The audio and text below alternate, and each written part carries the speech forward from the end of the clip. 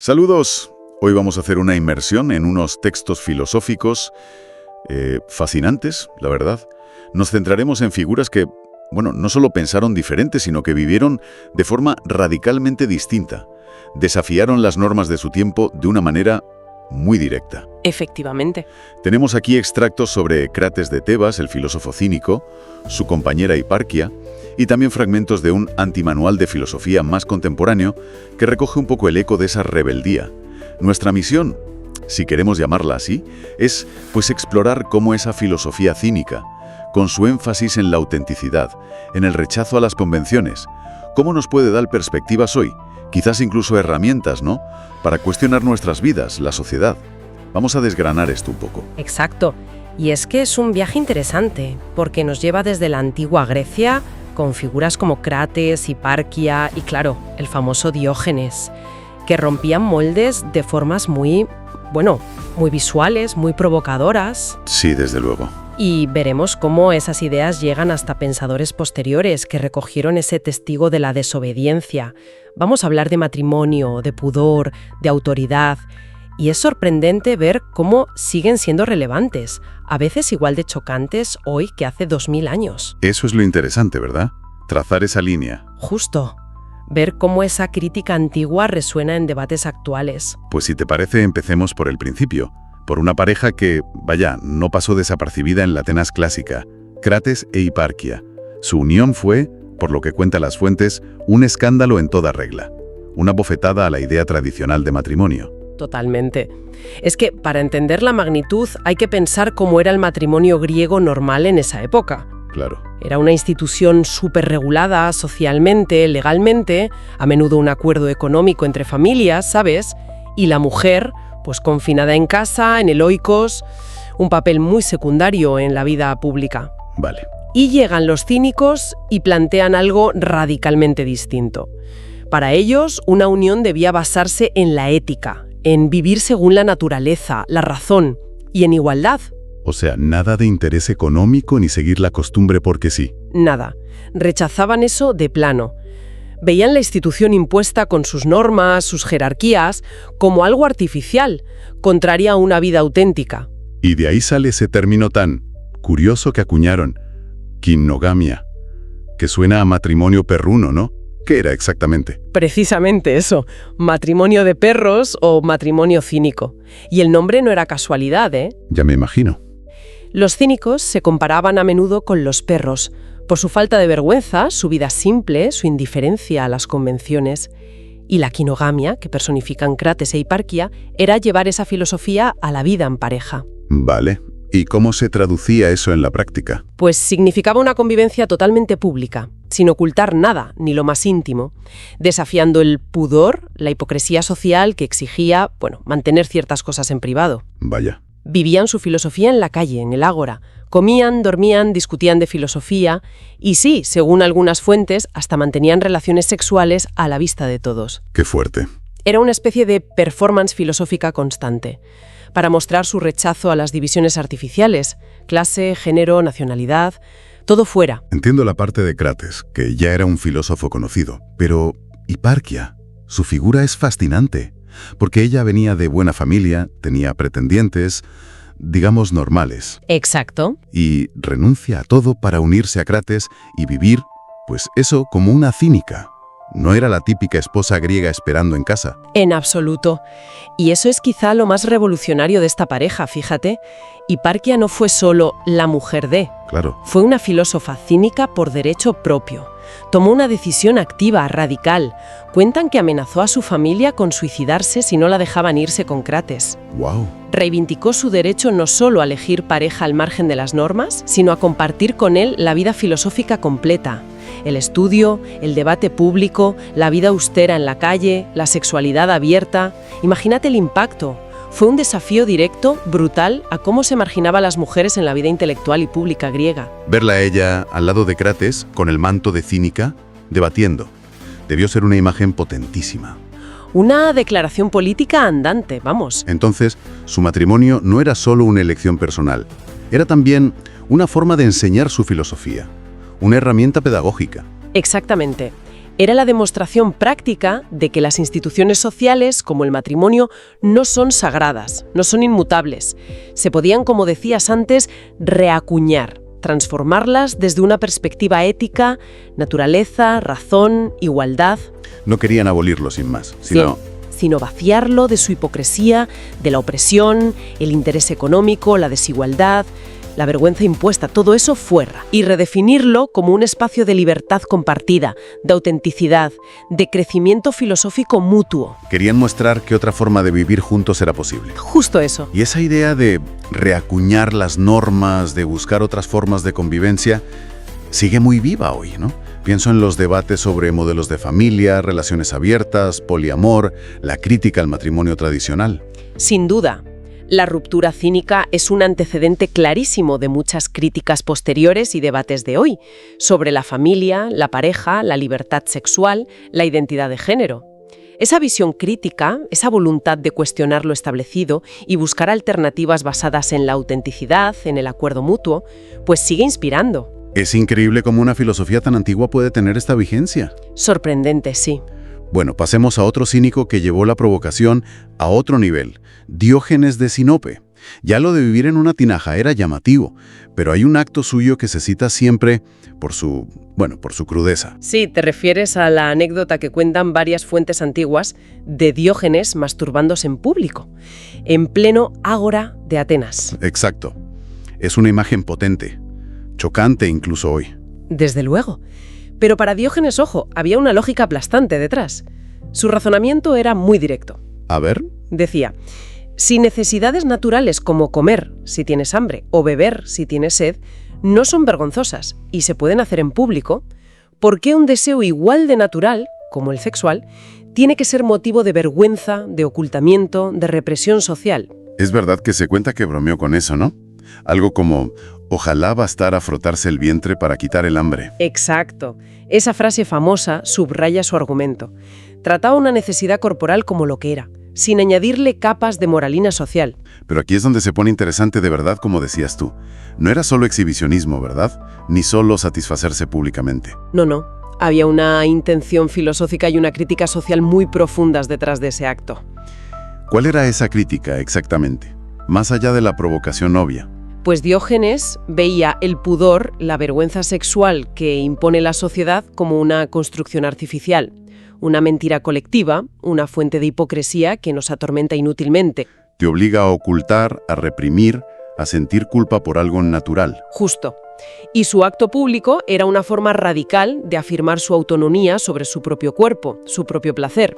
Un rechazo a entregar su libertad a unas convenciones que él veía irracionales, dañinas. Era una demostración práctica de parresia. Exacto. De hablar y actuar con total franqueza, sin importar el qué dirán.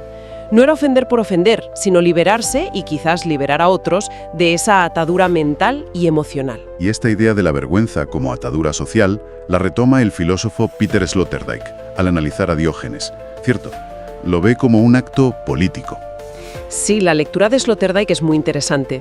Señala que la vergüenza, sobre todo la sexual, es un mecanismo de control social súper íntimo y eficaz.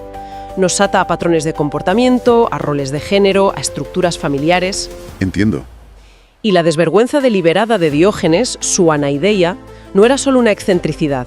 Era un ataque frontal a lo que Sloterdijk llama la política familiar conservadora y los adiestramientos políticos de la virtud. Una forma de dinamitar desde dentro las expectativas sociales. Exacto. ¿Y cómo socavaba las estructuras de poder con eso? Pues al satisfacerse a sí mismo en público, Diógenes demostraba una autosuficiencia sexual radical. Implícitamente decía, no necesito una pareja dentro del matrimonio tradicional para satisfacer mis necesidades. Claro. Y eso, en una sociedad donde matrimonio y familia eran pilares del orden social y político, era profundamente subversivo. Ponía en cuestión la necesidad misma de esas estructuras. Y por extensión, del poder que se apoyaba en ellas.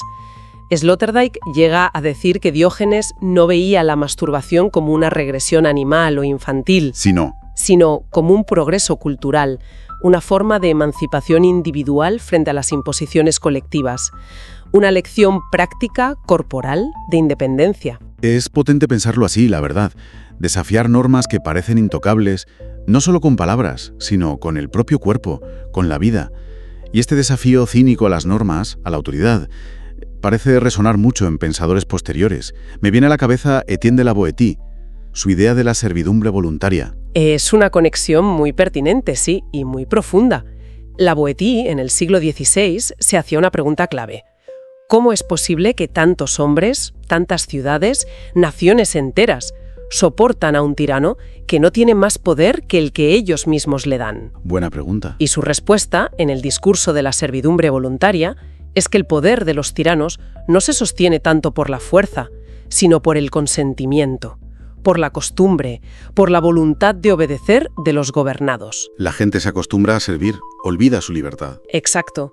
Y la solución que proponía era, sorprendentemente simple. ¿Cuál? Radicalmente simple. Casi cínica en su lógica. Decía la Boétie que para derrocar al tirano no hacía falta luchar contra él, ni siquiera quitárselo de encima. Bastaba con que la gente dejara de consentir, que dejara de obedecer. Estad resueltos a no servir más y seréis libres. Esa es la frase.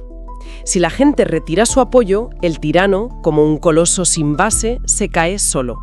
Es una idea poderosísima. La tiranía se alimenta de nuestra propia voluntad de ser siervos. Retirar esa voluntad es desarmar al poder.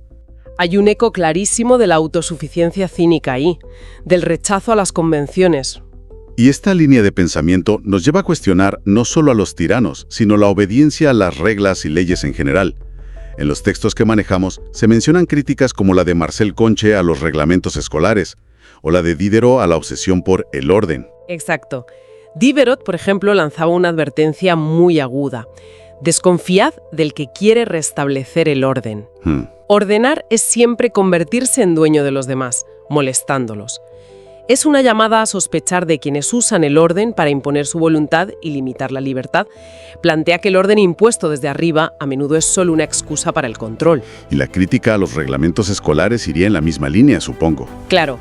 Sugiere que muchas reglas no buscan el bien común o la justicia, sino la uniformidad, la obediencia por la obediencia. Y eso ahoga la individualidad, el pensamiento crítico, desde pequeños. Lo que nos lleva a la pregunta central. ¿Debemos obedecer una ley solo porque es la ley? ¿O nuestra lealtad debe ir a algo superior, como la justicia? Ahí entra gente como Thoreau, ¿no? Precisamente. Henry David Thoreau, con su ensayo sobre la desobediencia civil, es una figura clave en esta tradición crítica.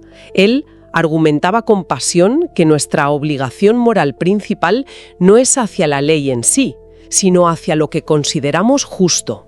¿Y si una ley es injusta? Si una ley es intrínsecamente injusta, él pensaba en las leyes sobre esclavitud o la Guerra de México, no solo tenemos el derecho, sino el deber moral de desobedecerla. Y él lo hizo. Se negó a pagar impuestos por eso.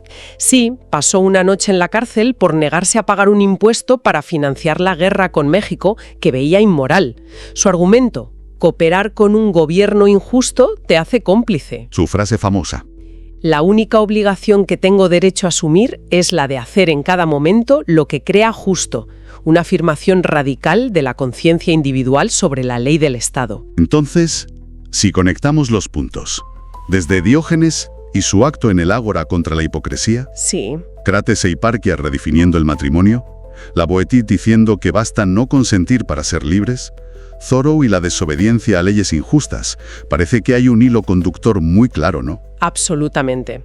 Es un hilo de pensamiento que valora la autenticidad, la coherencia ética personal, la libertad individual, por encima de la conformidad ciega. Conformidad a las convenciones sociales o a la autoridad impuesta. Exacto. Y lo fascinante es ver cómo estos pensadores, a través de los siglos, en contextos súper diferentes, nos lanzan la misma invitación. No aceptar pasivamente las normas, las instituciones, las leyes.